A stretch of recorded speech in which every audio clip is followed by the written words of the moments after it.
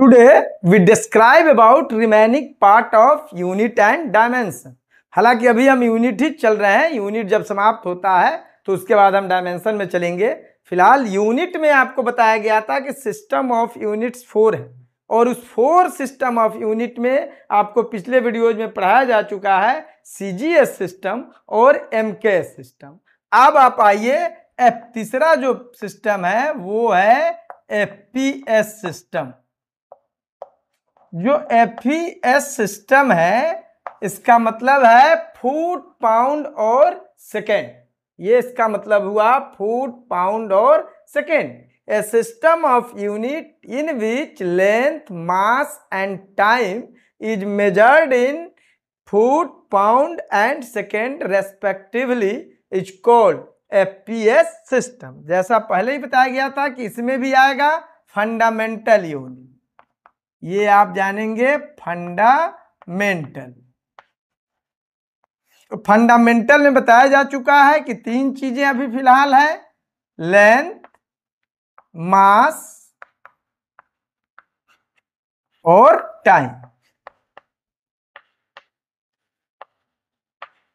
तो यहां जब लेंथ को हम रिप्रेजेंट कर देंगे अगर फुट में यानी फीट में, एफटी से रिप्रेजेंट करते हैं, और मास को अगर पाउंड में और टाइम को सेकेंड में, तो यही हमारा कहलाएगा ये एफपीएस सिस्टम का क्या है, ये फंडामेंटल है।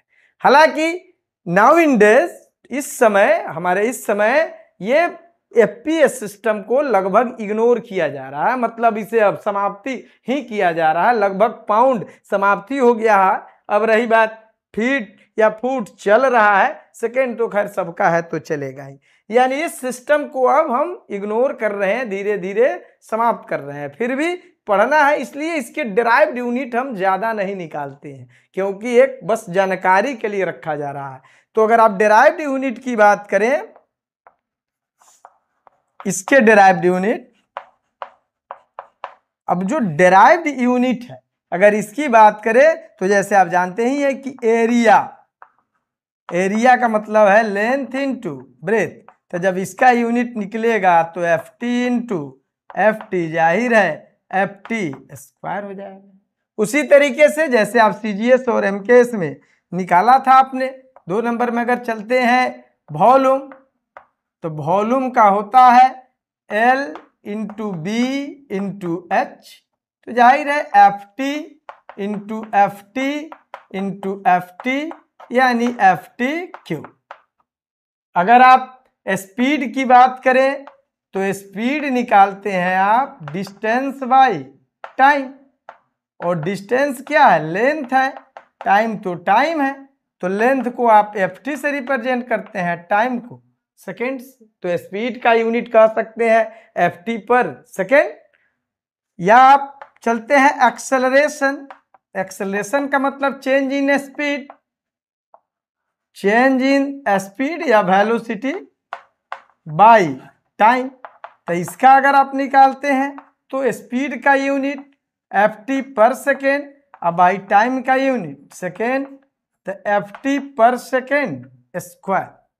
तो इस तरीके से आपका एफपीएस सिस्टम निकल रहा है, जो कि एफपीएस सिस्टम में एक्सेलरेशन का यूनिट एफ टी पर सेकेंड स्क्वायर हो गया।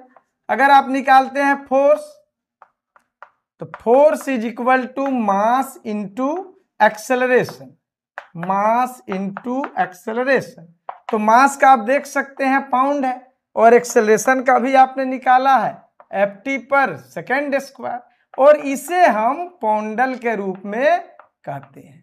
यानी फोर्स का यूनिट एफपीएस सिस्टम में पाउंडल होता है। हालांकि बता ही दिए कि अब तो ये जो सिस्टम है, यूनिट के सिस्टम है, इसे इग्नोर किया जा रहा है। आप इसे पीडी के इस्तेमाल से लिख सकते हैं, और यही आपका यूनिट है फोर्स। कब इसके आगे निकालने का कोई लाभ भी नहीं है, वर्क और एनर्जी, क्योंकि वर्क का या पावर का इस सिस्टम में निकालने का कोई आपको बेनिफिट भी नहीं हो सकता है, क्योंकि ये सिस्टम जो लगा है वो अब इग्नोर हो रहा है। तो समझते हैं एसआई सिस्टम। वैसे जो सिस्टम ऑफ इंटरनेशनल है वो एक फ्रेंच वर्ड से लिया गया था, और इसी के आधार पर सिस्टम ऑफ इंटरनेशनल बनाया गया।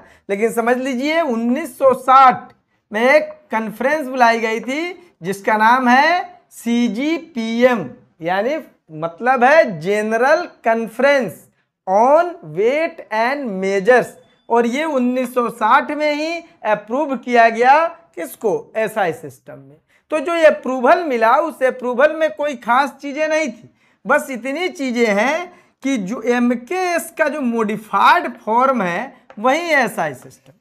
MKS का मॉडिफाइड फॉर्म कह सकते हैं आप, क्योंकि जितने भी डिराइव्ड यूनिट MKS सिस्टम में आपने ऑब्जर्व किया था वो सभी इसमें भी रहेंगे, फंडामेंटल भी है वो भी इसमें रहेंगे। फर्क इतना किया गया कि कुछ फंडामेंटल क्वांटिटी कहिए या कुछ फंडामेंटल यूनिट्स इंक्रीज कर दिए गए। जैसे पहले से आप जानते हैं लेंथ, नहीं पहले से आप जानते हैं लेंथ, मास, टाइम,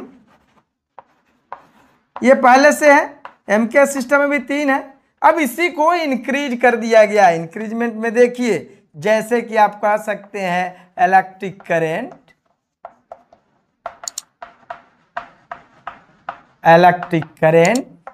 टेम्परेचर,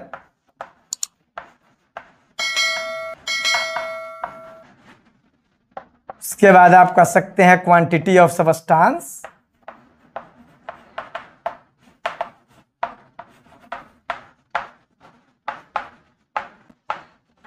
अब कह सकते हैं लुमिनस इंटेंसिटी।